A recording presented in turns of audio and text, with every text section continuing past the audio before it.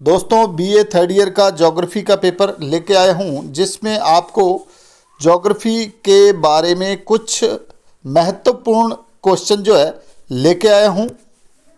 से जयपुर का पवनारेख बनाइए, और इसमें जो है पवनों की दिशा दे रखी है। जैसे सबसे पहले पवनों की दिशा के बारे में बताया गया है, पवनों की दिशा का के बारे में बताया गया, और नीचे दिनों की संख्या बताई गई है। इसमें सबसे पहले नॉर्थ दे रखा है, उसके बाद नॉर्थ ईस्ट दे रखा है, फिर ईस्ट दे रखा है, और फिर साउथ, और उसके बाद साउथ वेस्ट दे रखा है, फिर वेस्ट और नॉर्थ वेस्ट दे रखा है, फिर क्लेम दे रखा है। और इनमें जो है दिनों की संख्या दे रखी है। जैसे नॉर्थ के अंदर 24 है, नॉर्थ के अंदर 24 की संख्या दे रखी है, और नॉर्थ ईस्ट के अंदर 23 की संख्या दे रखी है, और ईस्ट के अंदर 25 की संख्या दे रखी है। साउथ ईस्ट के अंदर 15, और साउथ के अंदर 29, और साउथ वेस्ट के अंदर 58, वेस्ट के अंदर 77, और नॉर्थ वेस्ट के अंदर 97, और क्लेम के अंदर 17 की संख्या दे रखी है। अब हम जो है इसके अंदर पैमाना मानेंगे। पैमाना जो होगा हमारा, पैमाना जो होगा एक दिन का जो होगा वो 10 पैमाना माना जाएगा। अब उसके अकॉर्डिंग हम क्या करेंगे, इन सब को जो है 10 से भाग दिया जाएगा। 10 से सब, इन सब के जैसे 24 बटा में 10, और इसी प्रकार जो है सभी पे जो है 10 का भाग दिया जाएगा। और सबसे पहले हम क्या करेंगे कि 17 को हम लोग जो है क्लेम को 17 को जब भाग देंगे 10 से, तो हमारे पास रेशो जो है 1.7 आ जाएगा। अब इस 1.7 आने के बाद जो है हम 1.7 सेंटीमीटर का ये सर्किल लगा देंगे। ये सर्किल जो है ये 1.7 सेंटीमीटर का लगेगा। उसके बाद हम बात करते हैं नॉर्थ पे आ जाते हैं। नॉर्थ में जो है हम 24 का रेशियो रहेगा, इसको 10 से भाग देने पर हमारे पास आंसर आ जाता है 2.4 आंसर आ जाता है। अब 2.4 आंसर आने के बाद ये नॉर्थ के साइड में जो है ये 2.4 की जो है लाइन लग जाएगी, और ऊपर नॉर्थ का सिंबल लग जाएगा। इसी प्रकार आगे नॉर्थ ईस्ट के अंदर हम बात करें तो इसमें भी हमें क्या है 23 को 10 से भाग देने पर हमारे पास आंसर जो है 2.3 आ जाता है। और ये 2.3 आने के बाद हमारे पास जो है ये नॉर्थ ईस्ट के अंदर, नॉर्थ और ईस्ट के अंदर हम 2.3 सेंटीमीटर की रेखा लगाते हैं। फिर उसी प्रकार ईस्ट के अंदर जो है 25 को भाग 10 करेंगे तो 2.5 सेंटीमीटर, तो ईस्ट के अंदर हम जो है 5 सेंटीमीटर की रेखा लगाएंगे।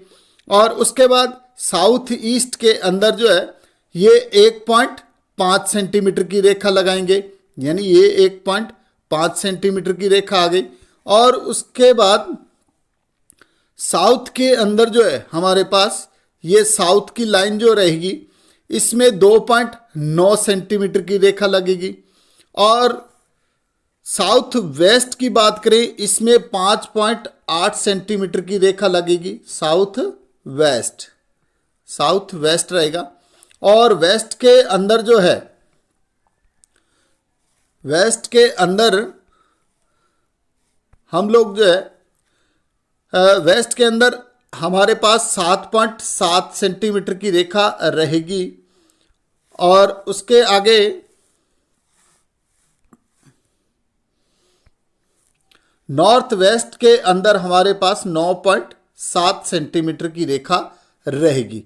अब हम क्या करेंगे, इन सभी रेखाओं को मिला दिया जाएगा, यानी ये सारी रेखाएं जो है ये मिल जाएंगी, और मिलने के बाद हमारा डायग्राम जो है तैयार हो जाएगा। उसके साथ ही नीचे एक मापनी यानी 10 सेंटीमीटर की लाइन लगाकर 10 सेंटीमीटर की लाइन लगाकर उसे जो है बराबर 3 भागों के अंदर बांटना है, जिसके फर्स्ट पार्ट में 0 लिखा जाएगा, सेकंड पार्ट के अंदर जो है 10 लिखा जाएगा, उसके बाद 20 लिखा जाएगा। और इसके जो है गौण भाग भी करने, दो, एक 5 का और एक 10 का हो जाएगा। ये मुख्य भाग हो जाएंगे। नेक्स्ट क्वेश्चन के अंदर हम देखते हैं कि भारत में सुदूर संवेदन की तकनीकी के इतिहास के बारे में बताइए। और इसी के साथ एक और क्वेश्चन जोड़ देते हैं, जीआईएस का अर्थ बताते हुए परिभाषा दीजिए। अब हम फर्स्ट क्वेश्चन की बात करें, इतिहास के बारे में चर्चा करेंगे। तो इतिहास के अंदर जो है सबसे पहले भारत अपनी वर्तमान सुदूर संवेदन टेक्नोलॉजी के लिए जो है सबसे पहले होमी भाभा, विक्रमाभाई साराभाई, पीएस रामा पिशोरिटी, सतीश धवन जो उड़ीसा के अंदर स्थित है, उसमें जो है पुरागामी वैज्ञानिकों का सदैव ऋणी रहा है, यानी इनका जो ऋणी रहेगा। यद्यपि 1960 के दशक में इसरो ने वायुयान का प्रयोग करते हुए विभिन्न प्रकार के संवेदकों जैसे वायव कैमरा, बहुस्ट्रीम वीक्षक, तापीय क्रम वीक्षक, ऊर्जा मापी से देश के कुछ भागों में कृषि उपयोग, वनों के प्रकार, मिट्टियों के प्रकार, आंतरिक जलाशय एवं प्रदूषण से संबंधित हवाई सर्वेक्षण किए, परंतु अंतरिक्षीय दूर संवेद का प्रारंभ जो है वो 1975 के अंदर हुआ, जब इसरो ने आर्यभट्ट नामक एक प्रथम उपग्रह को रूस की सहायता से भूमि से अंतरिक्ष में छोड़ा गया था। अब आर्यभट्ट के सफल परीक्षण के बाद उससे प्रोत्साहित होकर इसरो ने रॉकेट वाहकों के द्वारा जुलाई 1979 में भास्कर 1 और 1983 के अंदर जो है 1983 में भास्कर 2 को अंतरिक्ष में छोड़ा गया था। और मई 1981 में जो है इन्होंने मई 1981 में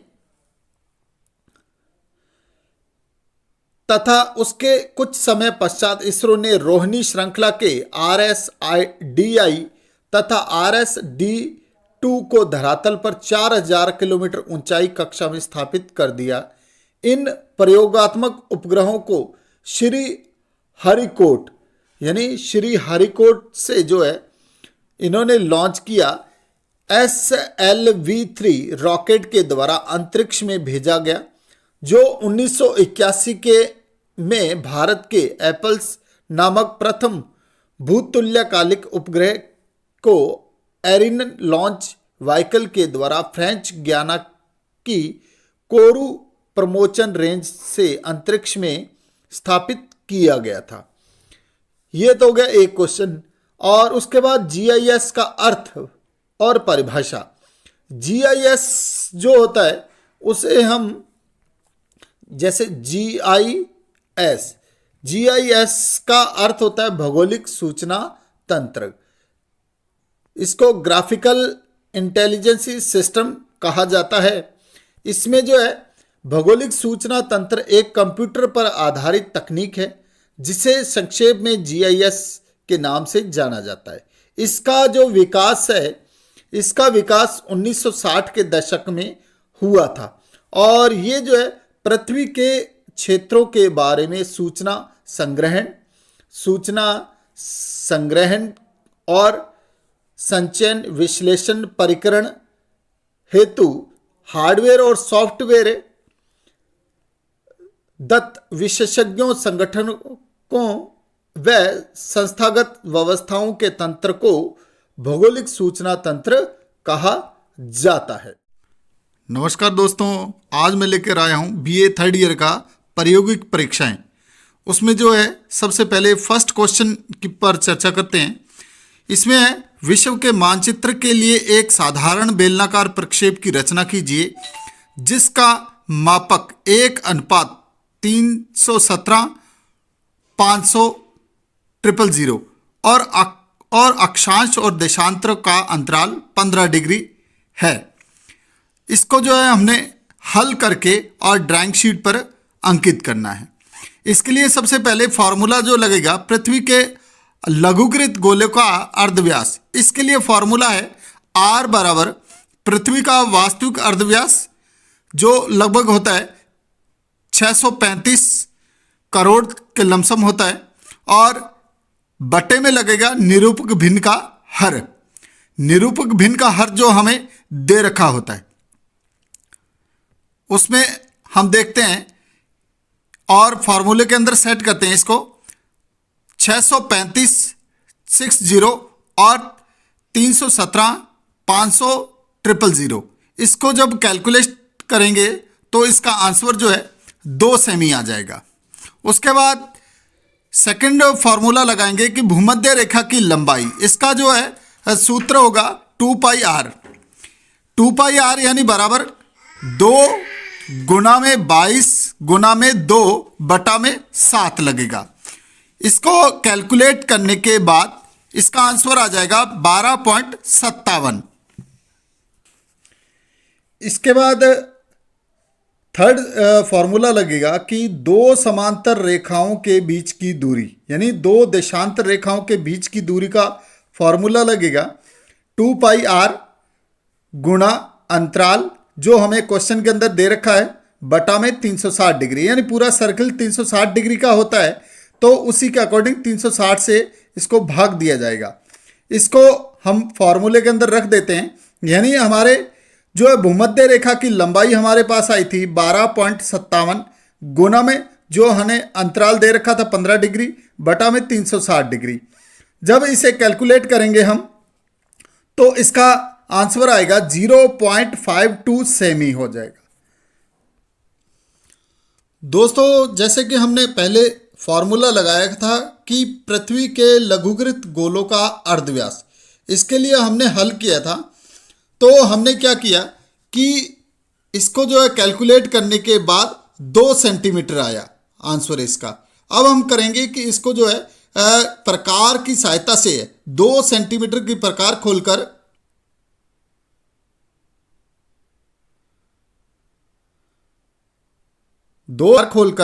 इसको हम जो है अर्ध व्यास की एक रचना करेंगे इस प्रकार, यानी अर्धगोले की 2 सेंटीमीटर का एक अर्धगोला तैयार किया जाएगा। इस गोले को हमने 2 सेंटीमीटर के बीच इस प्रकार एक लाइन लगाई और इस प्रकार एक लाइन लगा दी हमने 2 सेंटीमीटर की। उसके बाद हम देखेंगे कि भूमध्य रेखा की लंबाई 2πr फॉर्मूला लगा के जब हमारे पास आंसर आया 12.5, तो इस प्रकार हम क्या करेंगे कि 12.5 सेंटीमीटर की हम प्रकार खोलेंगे।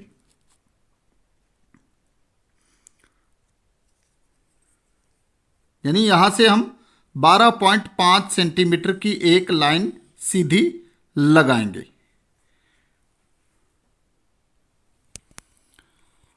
अब इसके अंदर हमें अक्षांश और देशांतर का अंतराल जो है वो 15 डिग्री बताया गया है।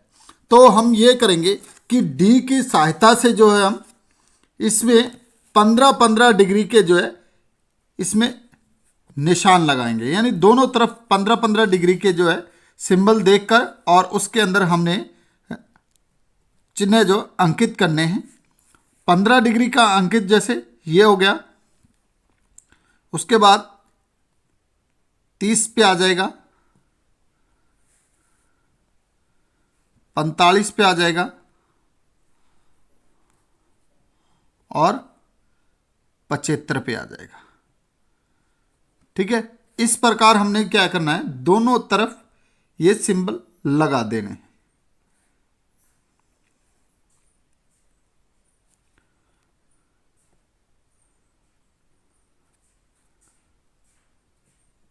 फिर हमने क्या करना है, इस सर्किल के अंदर अंदर हमने लाइनिंग करनी है।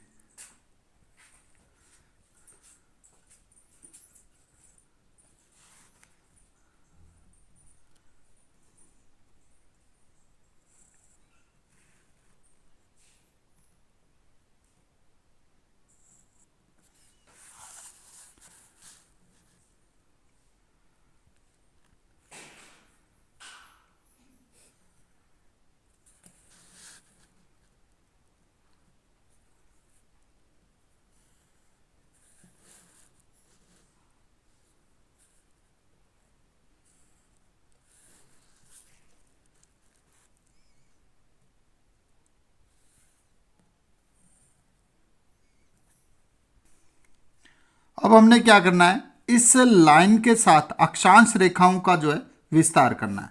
अक्षांश रेखाओं को जो है इस 12 सेंटीमीटर के बराबर ही अंकित करना है।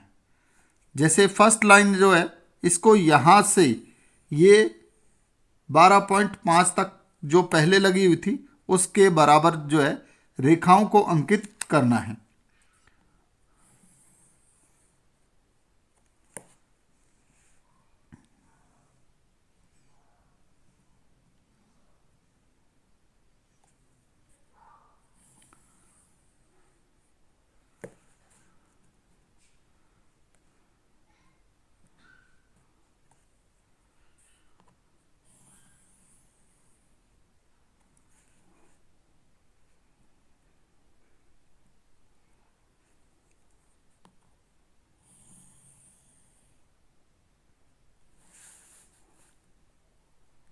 दोनों तरफ ये रेखाएं लगानी है हमने।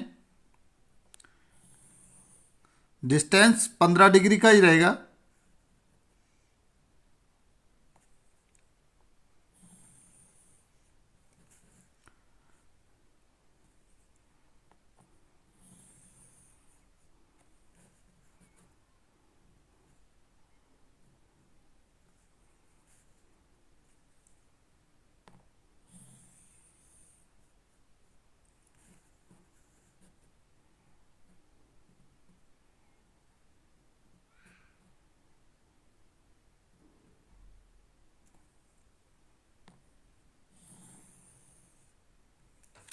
उसके बाद इस प्रकार लाइन लगा देनी और जितना भी एक्स्ट्रा हो उसे साफ कर देना है और इधर से इस प्रकार लाइन लगा देनी है।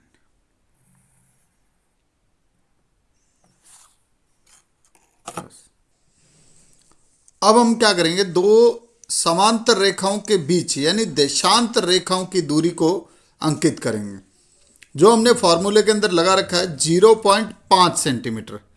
अब हम क्या करेंगे कि इस 0.5 को जो है देशांतर रेखा यानी ये 12 सेंटीमीटर है, इसमें 0.55 सेंटीमीटर के जो है हम सिंबल लगाकर और उसको देशांतर रेखाएं अंकित करेंगे।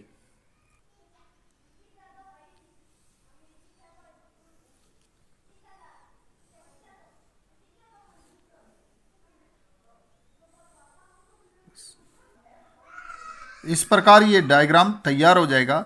यहाँ से 15 डिग्री का डिस्टेंस है तो 15, 30, 45, 60, 75 डिग्री और इधर भी 15, 30, 45, 60, 75 और इसके मिड में जो है 0 डिग्री है। देशांतर रेखाओं को अंकित करेंगे 0, 30, 60, 90, 120, 150 और 180 और इस साइड भी 30, 60, 90, 120 और 150 और 180 अंकित कर देंगे। इस प्रकार देशांतर रेखाएं आ जाएंगी और उसके ऊपर जो है हेडिंग लिख दी जाएगी, यानी डायग्राम किस प्रकार तैयार किया गया है। आगे भी इस प्रकार की जानकारी के लिए इस चैनल को लाइक एंड सब्सक्राइब करें और शेयर करें। धन्यवाद। आगे भी इस प्रकार की जानकारी के लिए इस चैनल को लाइक एंड सब्सक्राइब करें और शेयर करें। धन्यवाद।